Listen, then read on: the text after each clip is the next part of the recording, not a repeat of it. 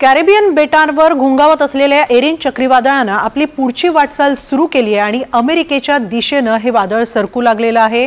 आता या वादळाची वादळाचं रूपांतर पुन्हा एकदा श्रेणी 4 मध्ये झालेलं आहे। त्यातच नॉर्थ कॅरोलिना या अमेरिकन राज्याच्या समुद्र किनाऱ्यावर उंच लाटा उसळत आहेत। आता हे वादळ जरी किनाऱ्यावर धडकणार नसलं तरी त्याचा धोका फार मोठा आहे आणि त्यामुळेच अमेरिकन प्रशासन या वादळाचा सामना करण्यासाठी सज्ज आहे।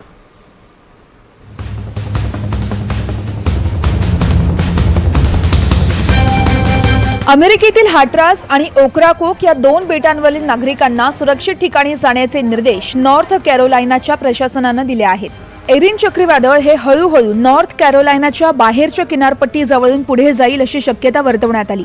त्यामुळे नॉर्थ कॅरोलायनाच्या समुद्रातील बेटावरच्या नागरिकांना इशारेही देण्यात आले आहेत। लोकांनी आवश्यक वस्तू घेऊन आपापली घरे सोडण्यास सुरुवात केली आहे। सुमारे 3,500 लोक या दोन्ही बेटांवर राहतात। हे अत्यंत क्लेशदायक आहे। आम्ही इथे राहण्यासाठी पैसे मोजलेत। आम्ही इथे आठवडाभर राहण्याच्या तयारीने आलो होतो। आम्ही सुट्टी एन्जॉय करण्याच्या मानसिकतेत होतो, पण अचानक आम्हाला इथून जाण्यास सांगण्यात आले। आम्ही आता इथून निघतोय।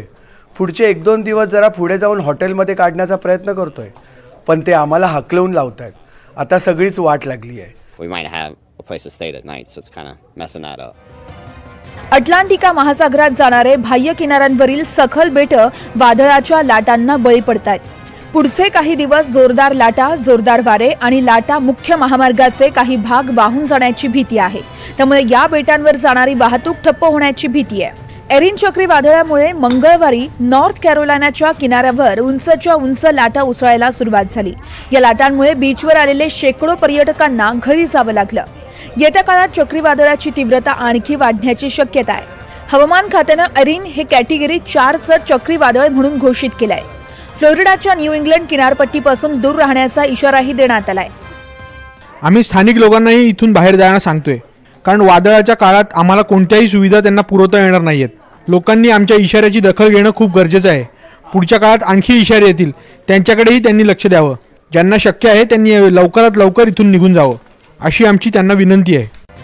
हवामान खात्याच्या अंदाजानुसार एरिन चक्रीवादळ उत्तरेच्या दिशेने किनाऱ्याच्या विरुद्ध दिशेला वळसा घालून पुढे जाईल असा अंदाज वर्तवण्यात आला, पण त्याआधीच ताशी 140 किलोमीटर वेगानं वारे वाहतील आणि किनारपट्टीवर जोरदार पाऊस पडेल असा अंदाजही वर्तवण्यात आलाय।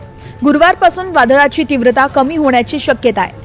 अटलांटिका महासागरातील चक्रीवादळांची तीव्रता हवामान बदलाशी जोडल्याचं शास्त्रज्ञांनी म्हटलंय। जागतिक तापमान वाढीमुळे वातावरणात बाष्प मोठ्या प्रमाणात साठतंय, त्यामुळे समुद्राचं तापमान वाढतंय। उष्ण पाण्यामुळे चक्रीवादळांना आणखी बळ मिळतंय। वेगानं उपाययोजना केल्या नाहीत तर वरचेवर अशी चक्रीवादळ येतील असं शास्त्रज्ञांचं मत आहे। Bureau report, NDTV Marathi.